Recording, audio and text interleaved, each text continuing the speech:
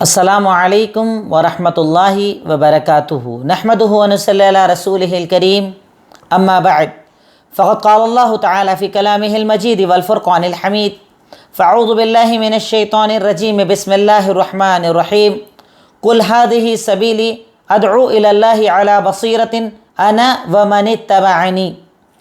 تعریف و توصیف صلی اللہ رب العالمین کے لیے جو یک و تنہا اس کائنات کا خالق و مالک ہے۔ ان گنت درود و سلام سب سے آخری نبی محمد الرسول اللہ صلی اللہ علیہ وسلم کی ذات عالیہ پر۔ الحمدللہ سنیچر کی ہماری اسپیشل کلاس، اس کے اندر آج میرا ٹاپک ہے داعی کے اوصاف۔ ایک دعوت دینے والے کے اندر کیا کوالٹیز ہونا چاہیے، کیا صفات ہونا چاہیے، یہ انشاءاللہ آج کے مختصر سے وقت میں آپ کے سامنے پوائنٹ ٹو پوائنٹ رکھنے کی انشاءاللہ میں کوشش کروں گا۔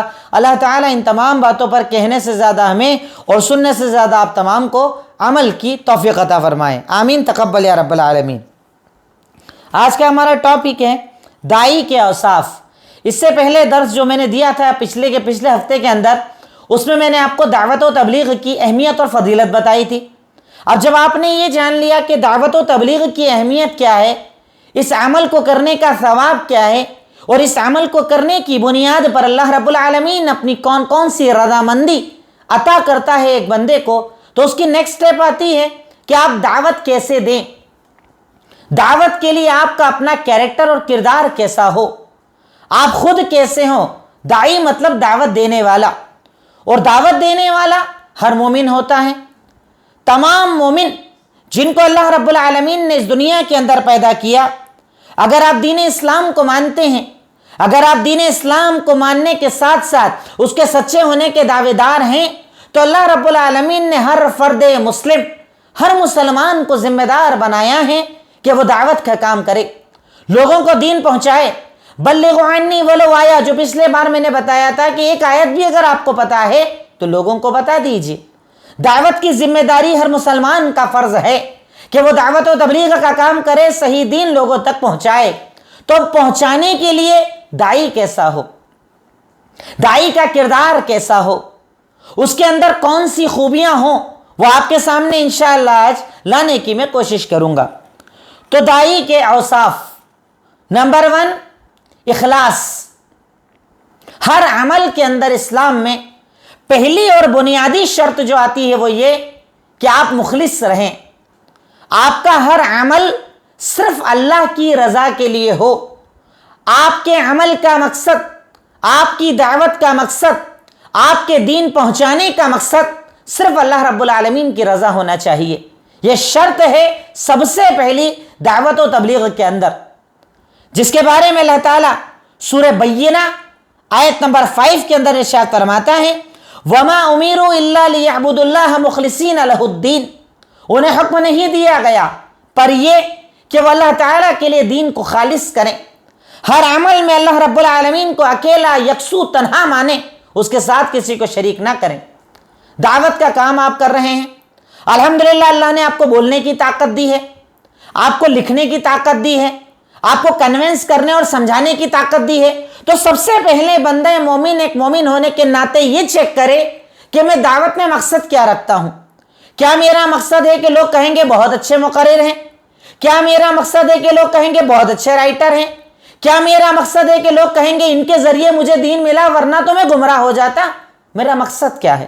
اگر یہ سب مقصد ہے تو میری دعوت بیکار۔ پر ایک اچھا داعی، ایک بہترین داعی، ایک سچا داعی وہ ہوتا ہے جس کا مقصد اللہ کی رضا ہوتا ہے، میرا رب راضی ہو جائے۔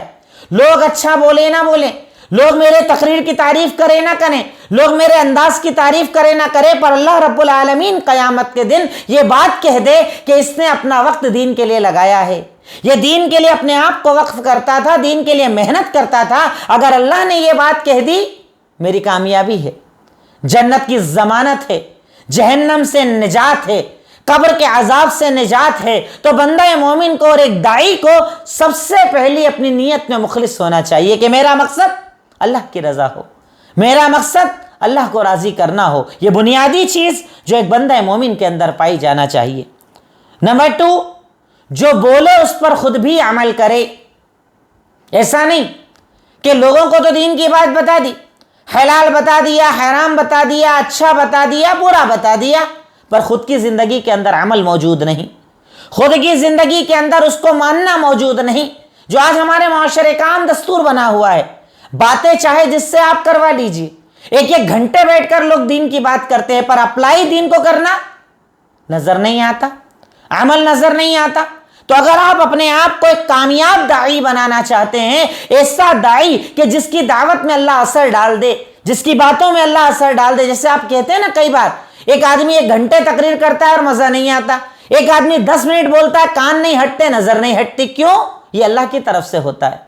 یہ ایک بہترین داعی کو اللہ تعالیٰ توفیق دیتا ہے کہ لوگ اس کی باتوں سے محبت کرتے ہیں، اس کے انداز سے محبت کرتے ہیں، اس کے الفاظ سے محبت کرتے ہیں۔ یہ اللہ کی طرف سے انعام ہوتا ہے ایک داعی کو۔ تو اس کے لیے آپ کو پہلے اپنے اندر یہ کوالٹیز پیدا کرنا ہوگی کہ آپ جو بولیں اس پر خود عمل کریں۔ اس کی دلیل سورہ صف آیت نمبر 2، اللہ تعالیٰ کا فرمان، یا ایھا الذین آمنوا لما تقولون ما لا تفعلون کبر مقتا عند اللہ ان تقولوا ما لا تفعلون۔ اے مومنو، ایسا کیوں ہے کہ تم کہتے تو ہو پر اس پر خود عمل نہیں کرتے؟ یاد رکھو، یہ اللہ کے پاس بہت بڑا گناہ ہے کہ تم کہو اور کہے ہوئے پر عمل نہ کرو۔ لوگوں کو دین بتاؤ، لوگوں کو اچھائی بتاؤ، لوگوں کو بھلائی بتاؤ، لوگوں کو ساری نیکیاں بتا دو، پر جب خود پر عمل کرنے کی بات آئے پیچھے ہٹ جاؤ۔ تمہارے گھر میں بے عملی، تمہاری زندگی میں بے پردگی، تمہارے گھر میں کاروبار حرام کا، تمہارے گھر میں انداز حرام کا، اور تم لوگوں کو حلال کی تلقین کرو، ایسے لوگوں کی دعوت میں اللہ اثر نہیں دیتا۔ خود بھی عمل کرو، جو کہو اس پر عمل کرو۔ یہ ایک مومن کی زندگی ہے، ایک داعی کی زندگی ہے۔ اس کی دوسری دلیل اسی پوائنٹ کی، مسند احمد حدیث نمبر 25302، مسند احمد حدیث نمبر 25302۔ ایک مرتبہ حضرت عائشہ صدیقہ کے پاس کچھ لوگوں نے آ کر اللہ کے نبی کے کردار کے بارے میں سوال کیا کہ آپ کا کردار بتائیے، آپ کا کیریکٹر بتائیے، آپ کا انداز اخلاق بتائیے۔ تو جواب کیا دیا مائی عائشہ صدیقہ نے؟ کیا تو نے قرآن نہیں پڑھا؟ کہا کیوں؟ کہا کانا خلقہ القرآن، ان کا وہی اخلاق ہے جو قرآن ہے۔ مطلب قرآن میں اللہ رب العالمین نے جو کہہ دیا، محمد الرسول اللہ صلی اللہ علیہ وسلم نے اس پر عمل کر لیا، جو کہتے اس پر عمل کرتے۔ قرآن والے مسلمان، قرآن پر عمل کرنے والے مسلمان، قرآن کو اپنی زندگی بنانے والے مسلمان کون تھے؟ میرے اور آپ کے نبی محمد الرسول اللہ صلی اللہ علیہ وسلم۔ اور اسی لیے لوگ ان سے محبت کرتے تھے، اسی لیے لوگ ان کے لیے جانیں قربان کرتے تھے، اسی لیے لوگ ان کے لیے اپنا سب کچھ نچھاور کرنے کو تیار ہوتے تھے۔ کیوں؟ کیونکہ وہ دیکھتے تھے جو ہمیں کہتے ہیں خود بھی کرتے ہیں۔ اگر ہم بھوکے تو وہ بھوکے، ہم محنت کریں تو وہ محنت کریں، ہم جہاد کریں تو وہ جہاد کریں، ہم دین کا کام کریں وہ دین کا کام کریں، جو ہم کو دعوت دے وہی تو وہ کریں۔ اس وجہ سے لوگوں نے ان سے زیادہ محبت کی۔ پر ہمارے کردار میں جب یہ بات نہیں تو لوگ ہم سے محبت نہیں کرتے، ہمارے خلاف سازشیں کرتے ہیں، ہم سے نفرتیں کرتے ہیں۔ حالانکہ اگر آپ دین کا کام کریں گے تو سازشیں ہوں گی۔ آپ جس کے لیے دین لے کر جس کے قریب جائیں گے، شیطان اس کے دل کے اندر وسوسے ڈالے گا، شیطان اس کو آپ کے خلاف کرے گا، شیطان آپ کے اچھے عمل کو بھی اس کی سازش بتائے گا، یہ سب کرے گا، پر آپ اس کی فکر نہ کریں۔ آپ اپنے مقصد پر رہیں۔ اگر آپ حق پر ہیں، 1 سال بعد، 2 سال بعد، 10 سال بعد، 20 سال بعد اللہ انشاءاللہ اس انسان کو بتائے گا کہ حق کیا ہے اور حق کون ہے۔ انشاءاللہ آپ اللہ کی ذات پر یقین رکھیں۔ نمبر 3، علم کے ساتھ دعوت دے، علم والا ہونا۔ داعی کے اوصاف میں ایک صفت یہ ہے کہ اس کے پاس علم بھی ہونا چاہیے۔ ایسا نہیں کہ دعوت کا کام کرنے اٹھ گئے اور خود کو معلومات ہی نہیں ہے، جو ہمارے عام لوگوں کا معمول ہے۔ 2-3 تقریریں سنی، مفتی بن جاتے ہیں، 5-10 مسئلے مسائل جانے، عالم بن جاتے ہیں۔ آپ عالم نہیں ہیں، آپ نے مدرسے سے علم حاصل نہیں کیا ہے، آپ نے دین کی حدیث کی کتابوں کو تفصیل کے ساتھ نہیں پڑھا ہے، تو آپ مسئلے مت بتائیے۔ آپ کو اگر غیر مسلموں کے اندر معلومات ہے ان کے مذہب کی، اسی میں کام کیجئے۔ پر ہمارے یہاں جو ایک جہالت کا بڑا دور چلا ہے، وہ اس وجہ سے بے علم کا دعوت دینا، بنا علم کے دعوت دینا۔ علم حاصل کرو، پہلے خود سیکھو، اور جتنا جانتے ہو اسی کو لوگوں تک بتاؤ، اور اس کا بہترین ذریعہ ہے علماء سے ربط رکھو۔ وہ لوگ کہ جنہوں نے 10 سال 12 سال 14 سال دین کے لیے محنتیں کی ہے، دین کو سیکھا ہے، ان سے دین سیکھو۔ بنا ان کے گائیڈنس کے اگر دین سیکھو گے تو ہو سکتا ہے تم لوگوں کو گمراہ کرنے کا ذریعہ بن جاؤ گے۔ پر یاد رکھو، اسی وقت شیطان حملہ کرتا ہے۔ 4-5 آپ نے تقریریں سن لی، آپ کو لگتا ہے میں تو خود عالم ہو گیا، اب مجھے کسی عالم کی ضرورت نہیں، عالم تو حقیر نظر آتے ہیں اسے، چھوٹے نظر آتے ہیں اسے، کیونکہ اسے لگتا ہے کہ میرے فالوور زیادہ ہیں، مجھے سننے والے زیادہ ہیں، میں جب بولتا ہوں تو لوگوں کے دل پر اثر ہو جاتا ہے، اور اسی پوائنٹ پر شیطان کا حملہ ہوتا ہے کہ وہ آپ کو دین سے دور کر دیتا ہے، وہ آپ کو گمراہی پر ڈال دیتا ہے اور آپ کے ذریعے لوگوں کو بھی گمراہ کرتا ہے۔ سوچئے کتنا بڑا عذاب ہے۔ اسی لیے اللہ تعالیٰ نے قرآن کریم کے اندر سورہ یوسف آیت نمبر 108 کے اندر ارشاد فرمایا، قُلْ هَذِهِ سَبِيلِي ادعو الی اللہ علی بصیرۃ انا ومن اتبعنی۔ اللہ کے نبی نے ارشاد فرمایا، اللہ تعالیٰ کہتا ہے کہ اللہ کے نبی آپ کہہ دیجئے یہ اللہ کا سیدھا راستہ ہے، میں لوگوں کو اس کی طرف بلاتا ہوں، کس چیز کے ساتھ؟ علی بصیرہ، علم کے ساتھ، بنا علم کے دعوت نہیں دیتا، علم کے ساتھ دعوت دیتا ہوں۔ آپ کو کسی بھی فیلڈ میں جب دعوت دینی ہے پہلے خود اس کی ڈیٹیلز کو جانیے، اس کی تفصیلات کو جانیے، خود علم حاصل کیجئے، اس کے بعد لوگوں تک پہنچائیے۔ اب ہمارے یہاں ہوتا ہے ایک آدمی کا دعوت کی لائن کے اندر اچھا تجربہ ہے، اس سے حیض اور نفاس کے لوگ مسائل پوچھتے ہیں، طلاق اور عقاق کے مسائل پوچھتے ہیں، خود بھی گمراہ ہوتا ہے، لوگوں کو بھی گمراہ کرتا ہے۔ جتنا پتا ہے جواب دیجئے، نہیں پتا ہے تو واللہ اعلم بولنے میں کوئی شرم کی بات نہیں، آپ بول دیجئے مجھے نہیں پتا ہے، دیکھ کر بتاؤں گا، کنفرم کر کے بتاؤں گا، معلومات کر کے بتاؤں گا۔ اس سے آپ اللہ کے سامنے عذاب سے اور لوگوں کے سامنے ذلت سے، دونوں چیز سے بچ جائیں گے۔ علم شرط ہے، اس پوائنٹ کو بہت غریب سے، بہت محنت سے سمجھنا کہ علم کے بنا کبھی دعوت مت دینا، ورنہ ہو سکتا ہے کہ آپ لوگوں کو ہدایت کی بجائے گمراہی کے راستے پر ڈال دو گے۔ علم حاصل کرو، علم سیکھو، علم کے ساتھ دعوت دو، تو انشاءاللہ اللہ تعالیٰ آپ کی دعوت کے اندر اثر پیدا کر دے گا۔ نمبر 4، صبر۔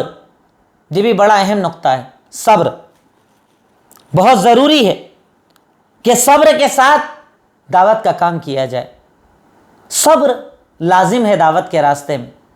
اب آپ ایک شرک کی بستی میں، ایک ایسی بستی میں جہاں چاروں طرف شرک و بدعت اور خرافات پایا جاتا ہے، بے حیائی اور ننگاپن پایا جاتا ہے، شراب جوئے سٹے کی عادتیں پائی جاتی ہے۔ اب آپ وہاں جا کر اگر دین سکھائیں گے تو ضروری نہیں کہ سارے لوگ آپ سے محبت کریں، نفرت بھی کریں گے، گالیاں بھی دیں گے، مار بھی سکتے ہیں، بدتمیزی بھی کر سکتے ہیں۔ تب آپ کو کیا کرنا ہے؟ صبر، جس کی دلیل سورہ عصر، پوری سورہ عصر پڑھ لیجئے، اس میں یہی تو ہے، وَتَوَاصَوْا بِالْحَقِّ وَتَوَاصَوْا بِالصَّبْرِ۔ پہلے خود عمل کرو، پہلے ایمان لاؤ، عمل کرو، پھر لوگوں کو دعوت دو، اور دعوت دو گے تو صبر کرو، تکلیف آئے گی۔ سورہ عصر کو ترجمے کے ساتھ پڑھ لینا تو یہ دعوت کے اندر صبر آپ کو سمجھ میں آ جائے گا۔ اور اس کی ایک اور دلیل میں آپ کو بتا دوں، صحیح مسلم حدیث نمبر 537، ایک آدمی جب داعی ہوتا ہے نا، اس کے پاس سب طرح کے لوگ آتے ہیں، ہمارے پاس بھی آتے ہیں۔ اگر میں کبھی اپنا واٹس ایپ آپ کو سوالات دکھاؤں تو آپ کو تعجب ہوگا کہ کیسے کیسے سوال لوگ آپ سے پوچھتے ہیں، ایسے سلی کوسچنز، ایسی عجیب چیزیں، ایسی باتیں بھی سوال کرتے ہیں لوگ۔ لیکن اگر آپ داعی ہیں تو آپ کو صبر کرنا پڑے گا، سب کے سوال پڑھنا پڑیں گے، سب کے سوالوں کے جواب دینا پڑیں گے، غصہ نہیں کر سکتے، چلا نہیں سکتے، ڈانٹ نہیں سکتے، آپ کو سننا پڑے گا کیونکہ آپ داعی ہیں۔ داعی کے اندر ایک کوالٹی ہے صبر، اس کی یہ مثال آپ یاد رکھنا، صحیح مسلم حدیث نمبر 537، ایک صحابی رسول تھے معاویہ بن حکم، نئے نئے مسلمان ہوئے، نماز پڑھ رہے تھے، نماز پڑھتے پڑھتے کسی نے بولا، چھینکا، اور چھینک کر کیا بولا؟ الحمدللہ۔ اب یہ نئے نئے مسلمان صحابی، نماز چل رہی ہے، کیا بولتے ہیں؟ یرحمک اللہ، اچھے سے جواب دے دیتے ہیں۔ اب جیسے ہوتا ہے نا کہ کوئی نماز میں عجیب حرکت کر دے تو لوگ ایک دم دیکھنے لگتے ہیں نا، ہلکی سی نظر اس کی سائڈ کرنے لگتے ہیں۔ انہوں نے دیکھا، لوگ دیکھنے لگے تو چلانے لگے، مجھے دیکھ کیوں رہے ہو؟ نماز میں کیا بول رہے ہیں؟ مجھے دیکھ کیوں رہے ہو؟ کیا کہا رہا میں نے جو مجھے دیکھ رہے ہو؟ صحابہ کرام خاموش ہو گئے، ایسے ہاتھ کر کے اسے خاموش کرنے لگے، وہ خاموش ہو گئے۔ اب سوچئے، اللہ کے نبی نماز پڑھا رہے ہیں، ایک صحابی نے بولا الحمدللہ، ایک صحابی نے بولا یرحمک اللہ، لوگ ایک طریقے سے ان کو رکنے کا اشارہ کر رہے ہیں تو وہ اور زیادہ بول رہے ہیں۔ اللہ کے نبی نے سلام پھیرا، معاویہ بن حکم کہتے ہیں واللہ ما ضربنی ولا قہرنی، نہ مجھے مارا، نہ مجھے ڈانٹا، نہ مجھے چلایا، پیار کے ساتھ مجھے سمجھایا کہ ساتھی سن، یہ نماز اللہ کے ذکر کے لیے ہے، اس میں بات چیت نہیں کر سکتے۔ کیا بولا معاویہ بن حکم نے؟ کہ اللہ کی قسم میں نے اپنی زندگی میں محمد الرسول اللہ صلی اللہ علیہ وسلم جیسا معلم ہی نہیں دیکھا۔ کیا تھی زندگی، کتنا تھا صبر، اور یہ ہے سوالوں پر صبر۔ ایک داعی کا وصف ہے کیسا ہی سوال، کیسی ہی بحث، کیسی ہی ذلالت کی باتیں، کیسا ہی آپ کو ذلیل کرنے کا کام کیا جائے، پر آپ ریپلائی کے اندر بدتمیزی نہ کریں، جہالت نہ دکھائیں، صبر سے کام لیں. صبر سے کام لوگے اللہ تعالیٰ آپ کی مدد کرے گا انشاءاللہ. تو ایک تو لوگوں کے سوالوں پر صبر، پھر اس کے بعد تکلیفوں پر بھی صبر کرنا پڑے گا. بھئی آپ جب دعوت کا کام کریں گے تو ایسا تو نہیں ہے نا کہ لوگ محبت کے ساتھ آپ کے پاس آئیں گے، سارے ایکسیپٹ کر لیں گے. ہمارے اور آپ کے نبی کو قبول کیا نہیں کیا. دوسری دلیل آپ چاہیں تو طائف کا واقعہ لکھ لیجئے، سیرت کی کتابیں بھری پڑی ہے طائف کا واقعہ. اللہ کے نبی صلی اللہ علیہ وسلم دین سکھانے جا رہے ہیں، طائف والوں کے پاس جا رہے ہیں. مقصد ہے کہ میں انہیں دین سکھاؤں گا، حق کی طرف لاؤں گا، برائی سے بچاؤں گا. اب دعوت دینے گئے تو بات نہ ماننی تھی، نہ مانی، پیچھے لڑکوں کو لگا دیا، پتھر ماری، گالیاں دی، بدتمیزی کی، اتنا خون بہا کہ آپ کی جوتیوں میں جم گیا. ہم اگر کوئی برا بول دے تو بولیں گے اس کا بھلا سوچنا ہو، یہی مجھے گالی دے رہا، نکل، نہیں دیتا دعوت، نہیں بتاؤں گا حق، مرو جا کے جہنم میں، جاؤ جہنم کے اندر. ہم لوگ تو یہی کریں گے نا. غصہ آ جاتا ہے ہمیں، بہت جلدی غصہ آ جاتا ہے. پر صبر چاہیے دعوت کے راستے میں. انبیاء کی زندگی دیکھو، حضرت نوح صبر کر رہے ہیں، حضرت آدم صبر کر رہے ہیں، عیسیٰ موسیٰ صبر کر رہے ہیں، حضرت یوسف یعقوب صبر کر رہے ہیں، ابراہیم اسماعیل صبر کر رہے ہیں، علیہم الصلاۃ والتسلیم، سارے انبیاء کرام نے صبر کیا. خود اللہ کے نبی نے کتنا صبر کیا. طائف والوں نے پتھر مارے، فرشتے کو اللہ نے بھیجا، جبریل نے کہا دیکھو یہ پہاڑوں کا فرشتہ آیا ہے، بولو کیا بولنا چاہتے ہو. کہا اگر آپ بولو طائف والوں کو بیچ میں رکھتا ہوں، پہاڑ کے بیچ میں پیس ڈالتا ہوں، بولو اب کرنا کیا ہے. ہم لوگ کو ایسا موقع ملے کوئی ہم سے بحث زیادہ کر لے، بدتمیزی کر لے، ہم لوگ تو موقع دیکھ کے نہ جانے اس کا کیا حال کریں گے. بولے پیس دوں، کہا نہیں، میں رحمت بنا کر بھیجا گیا ہوں، صبر ہے میرے اندر. میں تو یہ دعا کرتا ہوں اللہ یہ ایمان نہ لاتے نہ لائیں، تو ان کی نسلوں کے اندر ایمان پیدا کر دینا. یہ مومن ہوتا ہے، یہ داعی ہوتا ہے. یہ ہے میرے اور آپ کے آئیڈیل محمد الرسول اللہ صلی اللہ علیہ وسلم، جنہیں اللہ تعالیٰ نے آئیڈیل بنا کر بھیجا. ان کی زندگی میں ایک ایک پوائنٹ پر اگر بات کروں نا تو ایک ایک درس ایک ایک پوائنٹ پر اپن کر سکتے ہیں. اتنی دلیلیں بھری پڑی ہے صبر کے اوپر. صحابہ کا صبر، اولیاء کا صبر، اماموں کا صبر، ہمارے جتنے بزرگ گزرے ہیں ان کا صبر. آپ تاریخ اٹھا کر دیکھ لیجئے، تعجب ہوگا کہ اللہ نے کیا جان دی تھی ان کے اندر. اور ہمیں ذرا سے میں غصہ آ جاتا ہے. ابھی ایک دن پہلے دائی بنے پھر رہے ہیں، بڑے دین کے کام کر رہے ہیں، ہماری بہنیں بڑی اچھی دعوت کا کام کر رہی ہے، ذرا سا کسی نے اونچ نیچ کر دی، زبان چالو، بدتمیزی، گالی گفتار تک چالو کر دیتے ہیں. کئی دائیوں کے آپ نے آڈیو دیکھے ہوں گے، آڈیوز چلتے ہیں بات چیت کرنے کے آڈیوز. تعجب ہوتا ہے یہ دین کا دائی ہے، یہ دین پھیلانے والا ہے. ارے دین کے اندر کوالٹی ہے صبر. تب بات قبول ہوتی ہے، تب بات مانی جاتی ہے، تب لوگ آپ سے محبت کرتے ہیں، تب لوگ آپ کی تعلیمات کو قبول کرتے ہیں، جب آپ صابر ہوتے ہیں. نمبر 5، شکر ادا کرنا. ہر حال میں، ہر وقت، ہر کیفیت میں، ہر تکلیف میں اللہ تعالیٰ کا شکر ادا کرنا. دلیل سورہ ابراہیم آیت نمبر 7، اللہ تعالیٰ کا فرمان لَإِن شَكَرْتُمْ لَأَزِيدَنَّكُمْ وَلَإِن كَفَرْتُمْ إِنَّ عَذَابِي لَشَدِيدٌ. اگر تم میرا شکر ادا کرو گے میں نعمتوں کو بڑھاتا چلا جاؤں گا، اور اگر ناشکری کرو گے تو یاد رکھو میرا عذاب بہت سخت ہے. شکر ادا کرو ہر حال میں، جیسے اللہ رکھے، جہاں اللہ رکھے، جس کیفیت میں رکھے، جتنی روزی دے، جیسا گھر دے، جیسی اللہ تعالیٰ نعمتیں دے، ہر حال میں کہو الحمدللہ. اللہ تیرا شکر ہے، تو چاہتا تو اس سے نیچے کر دیتا، اتنا بھی تو نے دیا وہ تیرا انعام ہے، میں تیری ناشکری نہیں کروں گا. ہم ناشکرے ہو جاتے ہیں، ذرا سے میں اللہ کی ناشکری کر دیتے ہیں، تقدیر پر اعتراض کر دیتے ہیں. میرے ساتھ ایسا کیوں ہوتا ہے؟ اپنے گھر سے مصیبت نہیں جاتی ہے، رات دن دعوت کا کام کرنے کے بعد ملتا کیا ہے، اپنی تنخواہ کیا ہے، اپنی کمائی کیا ہے. کیسے کیسے جملے ہم لوگ بولتے ہیں، جبکہ اللہ تعالیٰ قرآن میں کہہ رہا ہے شکر ادا کرو بڑھاتا جاؤں گا، ناشکری کرو عذاب آ جائے گا. یہ عذاب نہیں تو اور کیا ہے؟ ہم ناشکرے ہیں. ایک داعی کو ہمیشہ اللہ کا شکر ادا کرنا چاہیے. کوئی آپ سے پوچھے کیسے ہو؟ الحمدللہ. کھاتے ہو؟ الحمدللہ. گھر؟ الحمدللہ. جتنا اللہ نے دیا میری اوقات اور طاقت سے زیادہ دیا، اگر وہ چاہتا تو یہ بھی چھین لیتا. بہت دیا اس نے. وہ دینے والا اور عطا کرنے والا ہے، بڑا دینے والا ہے، بہت دیتا ہے وہ. یہ داعی کی خاصیت ہے جو اس کے اندر پائی جانا چاہیے. میں ہر پوائنٹ کی صرف ایک ہی دلیل آپ کو دے رہا ہوں تاکہ کم سے کم آپ اتنا تو یاد رکھ سکیں انشاءاللہ. نمبر 6، یہ بھی بہت اہم چیز ہے، اسٹیپ بائی اسٹیپ دعوت دینا، یا اس کو اس طرح سے بھی لکھ سکتے ہو کہ دعوت میں اہم چیزوں کو پہلے بتانا. یہ بڑی قیمتی چیز ہے، بڑی ضروری چیز ہے، بہت سمجھنے والی چیز ہے، اس سے بہت گڑبڑ ہوتی ہے. نہیں، دعوت میں اہم چیزوں کی دعوت پہلے دینا یا اسٹیپ بائی اسٹیپ دعوت دینا.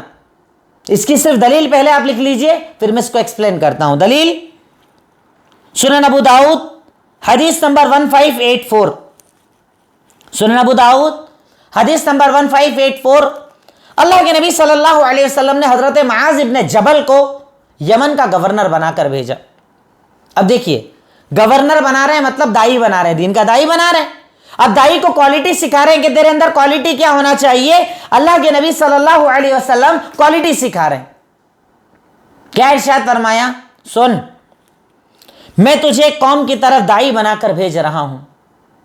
سب سے پہلے اسٹیپ دعوت کیسے دینا؟ انہیں یہ سکھانا کہ اللہ کے سوا کوئی عبادت کے لائق نہیں اور محمد الرسول اللہ صلی اللہ علیہ وسلم اللہ کے رسول ہیں.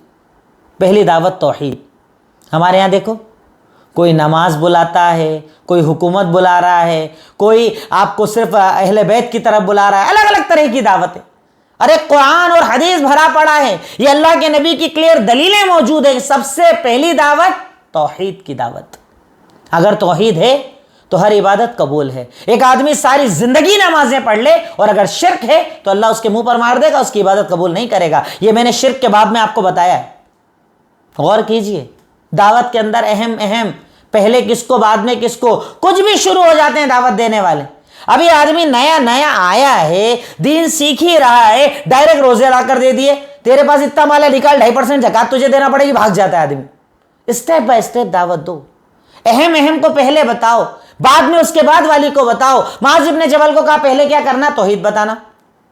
اچھا، اس میں جملہ کیا استعمال کیا؟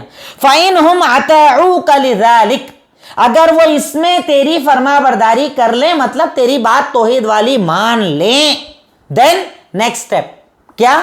تب انہیں بتانا کہ اللہ نے تم پر پورے دن اور رات کے اندر 5 نمازوں کو فرض کیا ہے.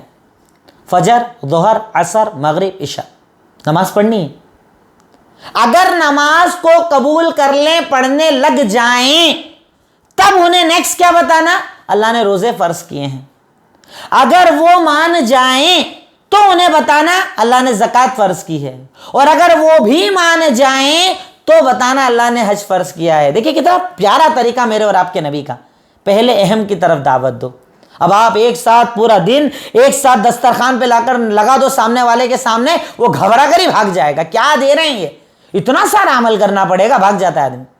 ایک آدمی نماز پڑھتا ہی نہیں ہے، اسے معلوم ہی نہیں نماز کیا ہے، پیدا مسلمان گھر میں ہوا پر کبھی نماز نہیں پڑھی. اب ڈائریکٹ اس سے آپ بولو کہ اتنی نفل کے ساتھ پڑھنا پڑے گا، 17 رکعت عشاء میں پڑھنا پڑے گی، گھبرا کے ہی نماز نہیں پڑھتا ہو، اتنی ساری تھوڑی پڑھ پاؤں گا. آپ اسے اسٹیپ بائی اسٹیپ بتا دو. ٹھیک ہو، ابھی اسٹارٹ کر رہے ہو نا، پہلے فرض تو پڑھو، فرض پڑھنے لگ جائے گا انشاءاللہ. اب سنت مؤکدہ پڑھو، پڑھنے لگ گیا، اب نفل پڑھنا شروع کرو. جب دین سے محبت ہوگی تب سکھاؤ نا، اسٹیپ بائی اسٹیپ سکھاؤ نا، اہم پہلے بتاؤ نا. پر آپ ایک ساتھ پورا اگر کسی کے سر پر لاد دو گے، ہو سکتا ہے وہ بے عمل ہو جائے، اور ہو سکتا ہے آپ کے اس غلط انداز کی وجہ سے وہ دین سے دور ہو جائے تو اس کا عذاب بھی آپ کو ملے گا. بہت غور کرنا دعوت کے راستے میں. یہ دائی کی خاصیت ہے کہ وہ ہمیشہ اسٹیپ بائی اسٹیپ لوگوں کو دین کی طرف بلاتا ہے. آپ کو بھی اس پر غور کرنا ہوگا. نیکسٹ اس کے بعد بہت اچھے انداز میں دعوت دی جائے. پوائنٹ نمبر 7، دعوت میں ہمیشہ اچھا انداز اپنایا جائے. اچھا انداز، بہت اچھا انداز، بہت اچھے الفاظ، بہت اچھی بات کی جائے. ہمارے یہاں ارے تم لوگ تو کافر ہو، تم لوگ تو بدعتی ہو، تمہارا کچھ نہیں ہو سکتا، تمہیں تو بتانے ہی بیکار ہے. یہ انداز ہے ہمارے یہاں دعوت کا لوگوں میں، ہمارے نوجوانوں کے اندر. ذرا سا سیکھے.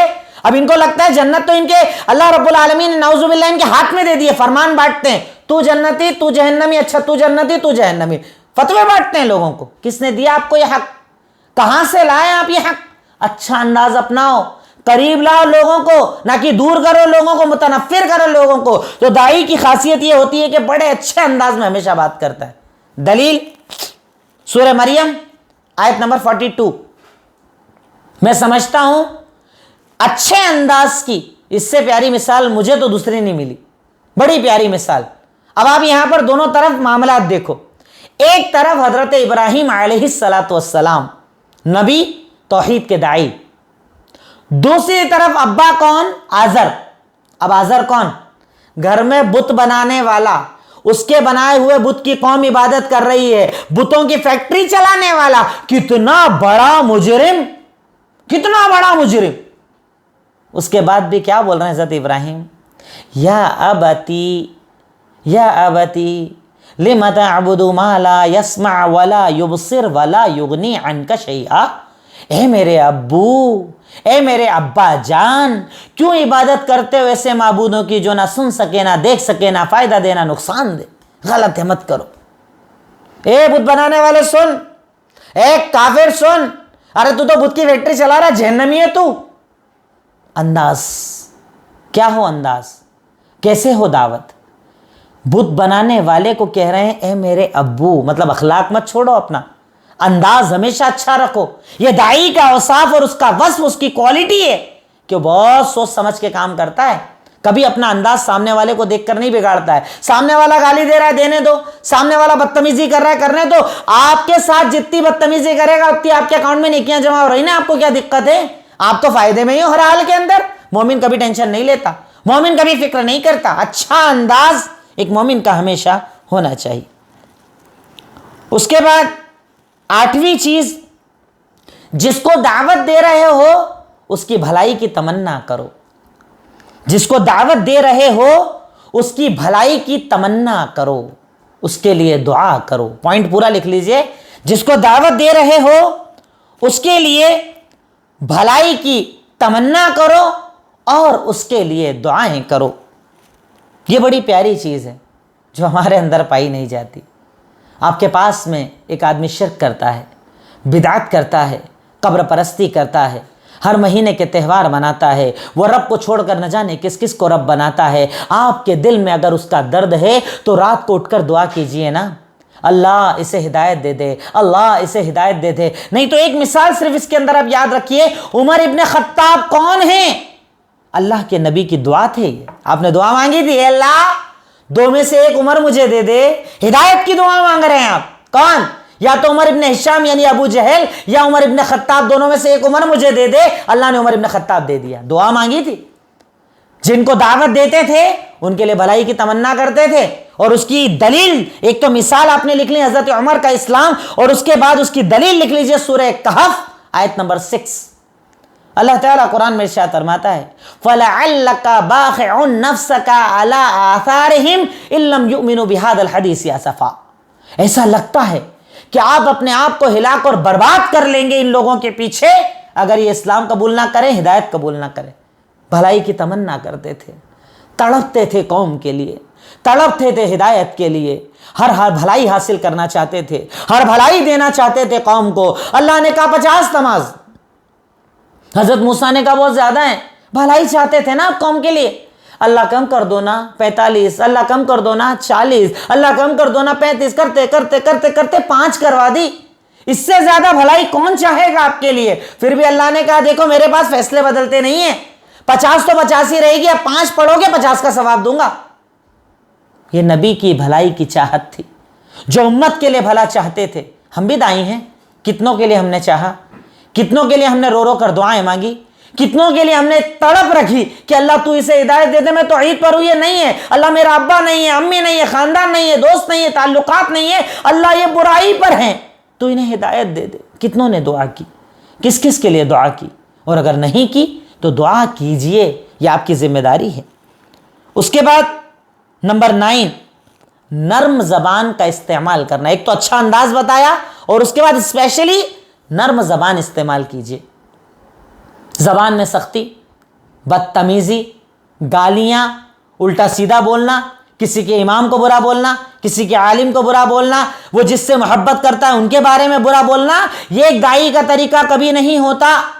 نرم زبان استعمال کرنا. تمہارا تو یہ سب غلط ہے, تمہارے تو امام غلط ہے, وہ تو ایسے ہیں, وہ تو ویسے ہیں, یہ طریقہ داعی کا نہیں ہے. آپ نرم زبان استعمال کیجئے. قبول کرنا نہ کرنا آپ اس کے اوپر ذمہ دار نہیں ہو. آپ کا کام صرف پہنچانے کا. ہدایت تو اللہ دینے والا ہے نا, آپ کون ہیں؟ آپ سے پہنچانے والے میسنجر ہیں, آپ پہنچانے والے. قبول کرنا نہ کرنا بندے اور اللہ کے بیچ کا معاملہ ہے. اور اس کی دلیل سورہ آل عمران آیت نمبر 159, اللہ تعالیٰ کا فرمان وَلَوْ كُنْتَ فَظًّا غَلِيظَ الْقَلْبِ لَانفَضُّوا مِنْ حَوْلِكَ. اے اللہ کے نبی صلی اللہ علیہ وسلم, اگر آپ کی زبان کے اندر سختی ہوتی نا, یہ سارے آپ کے آس پاس سے بھاگ جاتے, کوئی نہیں رکتا. یہ ساری بھیڑ, یہ لوگ, یہ محبت کرنے والے جو نظر آ رہے ہیں نا, یہ آپ کی نرمی کا نتیجہ ہے, یہ آپ کی نرم زبان کا نتیجہ ہے. اگر آپ نرم نہ ہوں تو یہ سارے آس پاس سے بھاگ جاتے, لیکن آپ نرم, اسی لیے تو سب آس پاس ہیں. ایسے آس پاس ہے کہ بول رہے ہیں اللہ کے نبی اگر آپ بولو سمندر میں کود جاؤ, کود جائیں گے.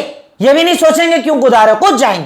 آپ سے محبت ہے نا, کیونکہ آپ کی زبان نرم, آپ کا انداز نرم. آپ کبھی غصہ نہیں ہوتے تھے, کیسے ہی سوال کر لو غصہ نہیں ہوتے تھے, کیسے ہی بات بول دی جائے غصہ نہیں ہوتے تھے. اور وہ پوری سیرت میں آپ کو پڑھا چکا ہوں, پوری سیرت بھری پڑی ہے آپ کی نرمی سے. ایک داعی کو ہمیشہ نرم زبان ہونا چاہیے, اخلاق کردار نرم ہونا چاہیے. آپ کو سامنے والے کو دیکھ کر اپنے آپ کو ریئیکٹ نہیں کرنا ہے, آپ کو یہ دیکھنا ہے اپنے, یعنی میں تو کہتا ہوں اس کے اندر صرف آپ اتنا کر لیجئے, اپنی دعوت اور سامنے والے کا انداز دونوں کو کمپیئر کر کے دیکھ لیجئے کہ دونوں میں آپ کے لیے قیمتی کیا ہے. اس کی بدتمیزی کا جواب بدتمیزی سے دینا افضل ہے یا جو آپ دعوت دے رہے ہیں وہ زیادہ بہتر ہے. آپ دونوں میں کمپیریزن کر لیجئے, آپ کو غصہ نہیں آئے گا انشاءاللہ, کبھی غصہ نہیں آئے گا. کیونکہ جو میں دعوت دے رہا ہوں نا وہ بہت اونچی ہے اور یہ جو کر رہا ہوں بہت نیچا ہے, آپ کو غصہ ہی نہیں آئے گا. اتنا فرق سمجھ لیجئے. دعوت میں نرمی اختیار کرنا.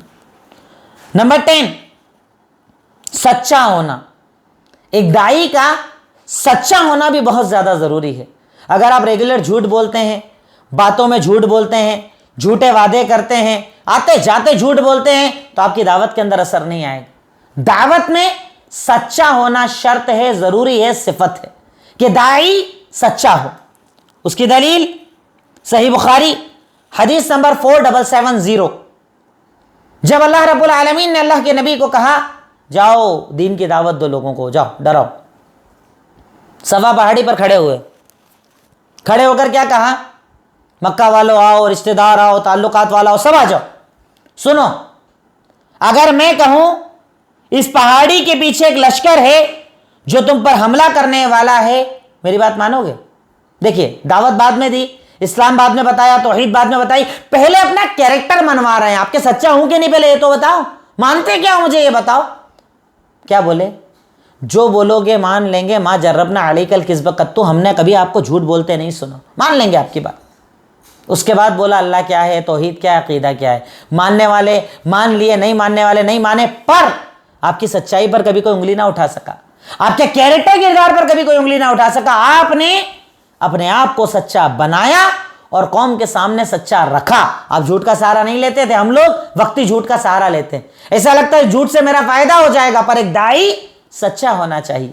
یہ داعی کی صفت ہے کہ وہ سچا ہوتا ہے, سچائی کا استعمال کرتا ہے. اس کے بعد نیکسٹ 11 نمبر یا 11 نمبر پوائنٹ داعی کے اوصاف میں توکل. یہ بھی بہت ضروری ہے.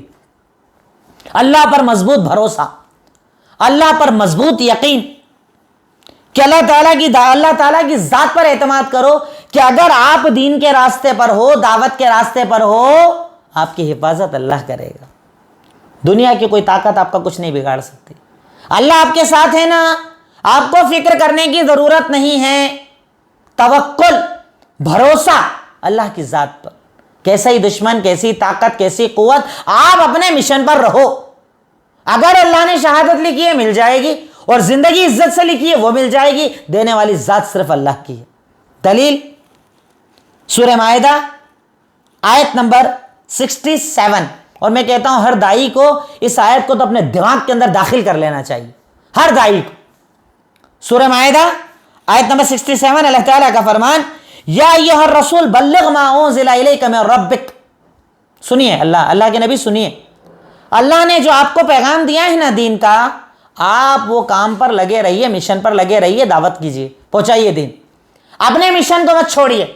اور اللہ تعالیٰ اس کے بعد کیا کہہ رہا ہے آیت میں, آپ اپنے مشن پر رہیے، اگر اس راستے میں کوئی دشمن بنتا ہے، تکلیف دیتا ہے، واللہ یعصمک من الناس، یہ بشارت ہے، اللہ آپ کی لوگوں سے حفاظت کرے گا۔ وہ ہے نا، بات ختم۔ حق پر ہونا، توحید پر ہونا، عقیدے پر ہونا، آپ اپنی دعوت کا کام کرو، کوئی فکر کرنے کی ضرورت نہیں، اللہ آپ کے ساتھ، اللہ آپ کی حفاظت کرے گا۔ یہ ہم سب کو اپنے سینے کے اندر، اپنے دل کے اندر، اپنے دماغ کے اندر یہ بات بٹھا لینا چاہیے۔ ڈرو مت کسی سے، کام کرو دین کا، وہ ہے نا آپ کے ساتھ۔ وَتُعِزُّ مَن تَشَاءُ وَتُذِلُّ مَن تَشَاءُ، عزت کا دینے والا بھی وہی اور ذلت کا دینے والا بھی وہی، وہ دے گا عزت۔ آج ہے نا تھوڑی پریشانی میں امت، وہ نکالے گا انشاءاللہ اگر ہم باعمل بن جائیں، اس کا وعدہ ہے۔ عزت اور ذلت اسی کا اختیار ہے، اس کے سوا کوئی عزت ذلت کا دینے والا نہیں۔ اس آیت کو اپنے دل میں بٹھا لو کہ سارا مکہ جمع ہو گیا، سارے قبیلے کا ایک آدمی تلوار لے کر گھر کے باہر کھڑا ہو گیا کہ آج محمد الرسول اللہ صلی اللہ علیہ وسلم کو ختم کر دیا جائے گا۔ اللہ تعالیٰ نے کہا میں بچاؤں گا، سب کے بیچ سے نکل گئے، کسی کو نظر نہیں آیا۔ اللہ بچانے والا ہے، اللہ ہمیں بھی بچائے گا سازشوں سے، اللہ ہمیں بھی بچائے گا دشمنوں سے، پر توکل کرنا پڑے گا، بھروسہ کرنا پڑے گا اللہ کی ذات پر، اللہ تعالیٰ کی طاقت پر، اللہ کی قوت پر، تو اللہ انشاءاللہ مدد کرے گا۔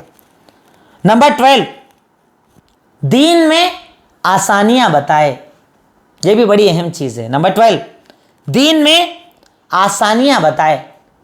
اب کچھ لوگ کیا ہوتے ہیں نا، اتنے سخت ہوتے ہیں کہ دین کے اندر جب دعوت دیں گے تو اتنی ٹائٹ دعوت دیں گے کہ آدمی بھاگ جائے، جبکہ اللہ کے نبی نے صحابہ کرام کو اصول بتایا۔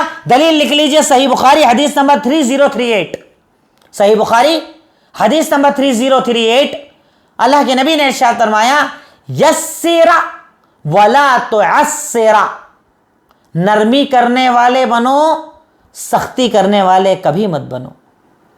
نرمی کرو، نرمیاں لاؤ، آسانیاں لاؤ، صرف سختیاں لوگوں کو مت بتاؤ۔ دین میں جو آسانیاں وہ بتاؤ۔ کہاں آسانی نہیں ہے؟ نماز کھڑے ہو کر پڑھو، طاقت نہ ہو بیٹھ کر پڑھو۔ یہ مثال چاہے تو آپ لکھ سکتے ہیں اسی پوائنٹ کے اندر، نماز کے بارے میں کہا کھڑے ہو کر پڑھو، طاقت نہیں بیٹھ کے پڑھو، طاقت نہیں لیٹ کے پڑھو، طاقت نہیں آنکھ کے اشارے سے پڑھو، پر پڑھو۔ اب آپ سے کوئی پوچھنے آیا نماز بیٹھ کر پڑھ لو کیا؟ نہیں، کھڑے ہو کر پڑھو، نماز نہیں ہوگی، بھاگ جائے گا۔ روزہ طاقت ہے رکھو، ایسی بیماری کہ آپ روزہ ہی نہیں رکھ سکتے، بھوکے پیاسے نہیں رکھ سکتے، کوئی دقت نہیں، ایک مریض کو کھانا کھلا دو۔ سفر میں ہو بعد میں قضا کر لو۔ آسانی، کتنی آسانی ہے شریعت میں۔ دین آسانی کا نام ہے، دین آسانی کا نام ہے، تو آسانی پیدا کرنے والے بنو، نہ کہ سختی کرنے والے بنو۔ جہاں سختی ہے وہاں سختی، جہاں نرمی ہے وہاں نرمی، دونوں کو پیرالل ساتھ میں لے کر چلو تاکہ آپ کی دعوت بہترین انداز میں چلے۔ یہ داعی کا وصف ہے، داعی کی کوالٹی ہے کہ وہ آسانی لوگوں کو بتاتا ہے۔ نمبر 13، مصلحتوں کو سمجھو، مصلحتوں کو سمجھو، کب کیا کرنا، کیسے کرنا، کب کرنا، کہاں کرنا، سمجھو، مصلحتوں کو سمجھو۔ بنا مصلحت کو سمجھے دعوت نہیں دی جاتی۔ اس کی صرف ایک مثال آپ یاد رکھو، صلح حدیبیہ۔ اور اگر آپ نے سیرت کو کلاس کو اٹینڈ نہ کیا ہو یا سیرت کو نہیں پڑھا ہو تو کم سے کم رحیق المختوم کے اندر صلح حدیبیہ کا واقعہ پڑھ لینا۔ یہ میں اس کے اندر دلیل کے طور پر آپ کو صلح حدیبیہ دے رہا ہوں۔ اللہ کے نبی عمرہ کرنے گئے، مثال یعنی شارٹ میں بتا رہا ہوں، اللہ کے نبی مدینہ سے نکلے، چلو عمرہ کرنے جائیں گے، مقصد عمرہ ہے۔ مکہ والوں کو پتا چلا عمرہ کرنے آ رہے ہیں، بولے نہیں کرنے دیں گے، روک دیں گے، باؤنڈری پہ روک دیا۔ پہلے بولے بات چیت ہوگی، اس کے بعد سمجھیں گے کیا کرنا ہے۔ کہا ٹھیک ہے۔ اللہ کے نبی سے بولا آپ سے معاہدہ کرنا چاہتے ہیں۔ کہا کیا معاہدہ کرنا ہے؟ کہا یہ اس سال عمرہ نہیں کرنے دیں گے، اگلے سال آنا، اگلے سال آ کر 3 دن رکنا، ہمارا کوئی آدمی مسلمان بنا ہے واپس لے لیں گے، تمہارا آئے گا تو ریٹرن نہیں کریں گے۔ شرطیں آپ پڑھیں گے تو آپ کو سمجھ میں آئے گا۔ یعنی بظاہر ایسا لگ رہا تھا کہ اللہ کے نبی کمزوری کو اختیار کر رہے ہیں، صحابہ ناراض بھی ہوئے، کیا ہو رہا ہے یہ؟ پر اللہ کے نبی مصلحتوں کو سمجھتے تھے۔ آپ نے وقتی چیز نہیں دیکھی، دور اندیشی کے ساتھ دور کا فائدہ دیکھا۔ کیا کہا؟ ابھی جو ہو رہا ہے ہونے دو، اس سے بڑا فائدہ ملے گا۔ اور بڑا فائدہ کیا ملا کہ صلح حدیبیہ کے ٹائم کچھ ہزار تھے، اور جب یہ معاہدہ ہو گیا کہ اب ہم تم سے جنگ نہیں کریں گے، تم اپنا کام کرو ہم اپنا کام کریں گے، اللہ کے نبی نے جو دعوت کا کام شروع کیا، اس کے 2 سال بعد جب حج کرنے کے لیے آئے، آپ کے ساتھ ایک انبار تھا مسلمانوں کا۔ مصلحتوں کو سمجھو، کیا مصلحت بہتر ہے، کب کہاں کیا کرنا بہتر ہے، ایک دائی کو سمجھنا ضروری ہے. ہمارے یہاں کئی لوگ الجلول ہوتے ہیں, جلد باز, بنا سوچے سمجھے جو آئے من میں بول دینا. کسی کا کوئی تہوار چل رہا ہے اس کے خلاف تقریریں کر دینا. کوئی چیز جس کو لوگ تقدس اور عقیدت کے ساتھ لے رہے ہیں بنا سوچے سمجھے دینا شروع کر دینا. غور کرو, مصلحتوں کو سمجھو, اچھائی برائی کو سمجھو, کب کہاں کیا بولنا اسے سمجھو, اس کے بعد دعوت کا کام کرو. یہ شرط ہے ایک دائی کے اندر کہ وہ اس بات کو سمجھے. اس کے بعد ایک بڑی اہم چیز ہے نمبر 14, اچھے نظر آؤ. یعنی آپ کا جو ظاہر ہے صاف ستھرا بہترین نظر آنا چاہیے. افسوس اس کے اندر بھی ہمارے محلے, ہمارا سماج, ہمارا معاشرہ گھر کے گیٹ کے بس آس پاس میں کچرا پھینکتے ہیں, اس سے زیادہ دور نہیں جاتے. گندگی ہو, جانور رہیں, کچھ بھی ہو جائے چلے گا. اور اس کے بعد کیا بولتے ہیں, صرف اپنے یہاں گندگی تھوڑی دوسروں کے یہاں دیکھو. تو دوسروں کے پاس دین نہیں, آپ کے پاس تو دین ہے نا. وہ دین ہے جس میں طہارت سکھائی گئی ہے نا. اب آپ دعوت دینے جا رہے ہو اور کرتے پر پان کے داغ لگے ہوئے ہیں, جیب دونوں گندے ہو رہے ہیں, کپڑے عجیب سے نظر آ رہے ہیں, ایک اسمیل آپ کے اندر عجیب سی آ رہی ہے. آپ کی بات سنے گا سامنے والا؟ پہلے اپنے آپ کو بہتر تو بناؤ, پریزنٹیشن بہتر. بھائی ضروری نہیں ہے کہ نیا کپڑا پہنو, پرانا کپڑا بھی صاف ستھرا ہو سکتا ہے, عطر کا استعمال کر سکتے ہو. اپنے آپ کو بہترین خوبصورت بنا کر پیش کرو. اور دلیل میں آپ کے سامنے رکھ دیتا ہوں اس پوائنٹ کے اندر. صحیح مسلم حدیث نمبر 91, اللہ کے نبی نے ارشاد فرمایا, ایک مرتبہ آپ نے کہا کہ اللہ تعالیٰ تکبر کرنے والے کو جنت نہیں دے گا. صحابی ڈر گئے. اللہ کے نبی بتائیے, اگر ایک آدمی کے پاس اچھا کپڑا ہے, وہ پہنتا ہے, اچھے جوتے پہنتا ہے, تو کیا یہ تکبر ہے؟ کہا نہیں. ان اللہ جمیل یحب الجمال, اللہ تعالیٰ خوبصورت ہے اور خوبصورتی کو پسند کرتا ہے. جب اللہ تعالیٰ بندے کو کوئی نعمت دے تو اس کا اثر دیکھنا چاہتا ہے. ہمارے کئی یہ نہیں ایسے بیوقوف لوگ پائے جاتے ہیں, سب کچھ ہے اس کے بعد بھی پرانے پھٹے کپڑے پہنتے اور یہ سمجھتے ہیں کہ اس کے اندر زیادہ اللہ تعالیٰ کا تقویٰ نظر آتا ہے. کس نے کہا تقویٰ کپڑوں میں ہوتا ہے؟ تقویٰ دل میں ہوتا ہے. آپ اپنے آپ کو بہتر بناؤ گے نا تو ایک آدمی اپنے پاس آپ کو بٹھائے گا, آپ کی بات سنے گا. اب دور سے ہی آپ نظر آ رہے ہو گندے سندے, آپ کی انداز گندا, منہ میں پان گٹکے بھرے ہوئے, ایسے انداز میں کسی کو دعوت دینے جاؤ گے؟ آپ کا ظاہر, ارے آپ کسی اور کی کیا مثال دو, خود اللہ کے نبی کو دیکھو, جب ان کے پاس وفد آتا تھا آپ کے پاس ایک ریڈ کلر کا جبہ تھا. جب کوئی اسپیشل گیسٹ آتے آپ وہ پہنا کرتے تھے. خوبصورت کپڑے پہنتے تھے آپ, جب تھا تو پہنتے تھے, نہیں تھا تو فٹا بھی پہنتے تھے. پر اس کا مطلب یہ نہیں کہ ایک دائی ایسا بن جائے. اگر ہے تو بہتر بنا کر اپنے آپ کو پیش کرو, صاف ستھرا, خوبصورت, اچھا انداز, کہ آپ جب کسی کے سامنے جائے تو لوگ آپ کو قبول کریں, آپ کو بٹھائیں, آپ کی باتیں سنیں. ورنہ آپ خود سوچ لیجئے نا, دوسروں کے بارے میں چھوڑو, آپ خود سوچو آپ کیسے انسان کو پسند کرتے ہو, گندے سندے بدبودار لوگوں کو یا صاف ستھرے لوگوں کو؟ خود اپنے اوپر لے لیجئے. جب آپ وہ پسند کرتے ہیں تو دوسرے بھی وہی پسند کریں گے. تو دائی کو کیسا نظر آنا چاہیے؟ خوبصورت نظر آنا چاہیے.